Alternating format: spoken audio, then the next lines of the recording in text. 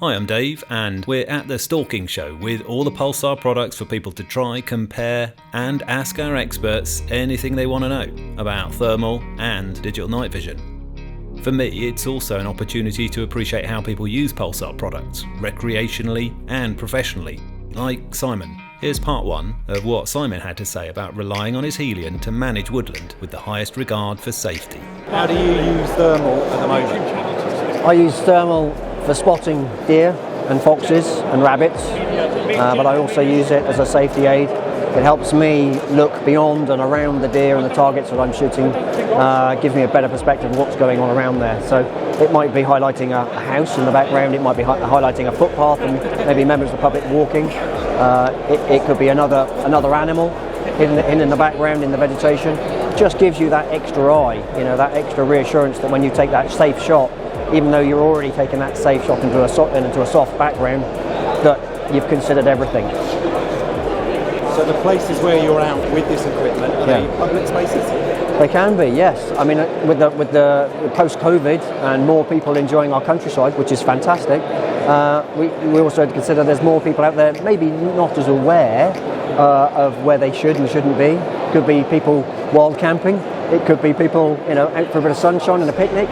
But, if we're out there managing our wildlife, the thermal for me as a spotting scope just gives me that extra confidence that when I take that shot, there's not someone sat in a bush nearby or walking on a footpath or, sunbathing. Have you had any near misses where actually it's made the difference between taking a shot and not? Without a doubt, yeah. I mean, I can go back not too long ago when I was out in the rut, and it was a fallow deer rut, and it's a great opportunity to get in close into the bucks and see what bucks you've got on your ground.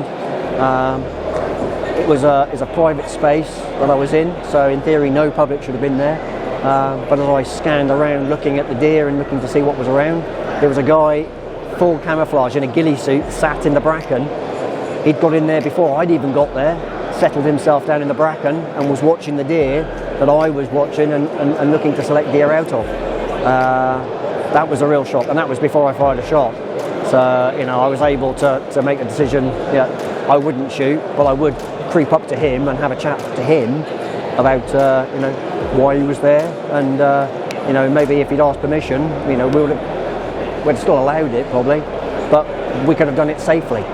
So, and what was he doing there? He was there watching the deer like I was. Yeah, and he'd gone there with a camera, and I'd been gone there obviously with a rifle.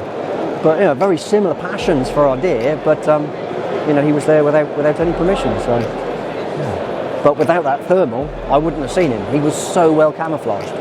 He designed his camouflage to hide from deer, and they've got an exceptional sense of eyesight and sense of smell, and he was trying to counter all of those.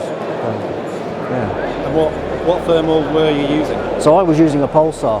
So I got an XP50, and it's been revolutionary for me in terms of culling deer. I'd probably say that I probably doubled my efficiency at culling deer. I use it professionally and recreationally. I'm very, very impressed with it. It's just revolutionised the way I think. And of course, I'm talking to colleagues and friends, and they're all saying, we're pushing the boundary now. It's unsporting.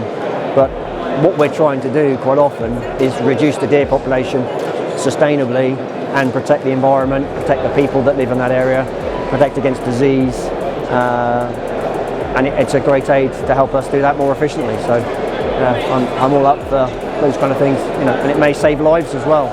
And there's more of us hunting now, which is fantastic. There's more people taking up deer stalking and fox control and rabbit control, and of course, that safety aspect of the thermal just gives us, further assurance that we're doing the right thing. Thanks, Simon. And if you'd like to hear part 2 about how Simon uses his Helion to help manage deer efficiently, sustainably and environmentally, subscribe or click the link. I'm Dave at thomasjacks. Thanks for watching.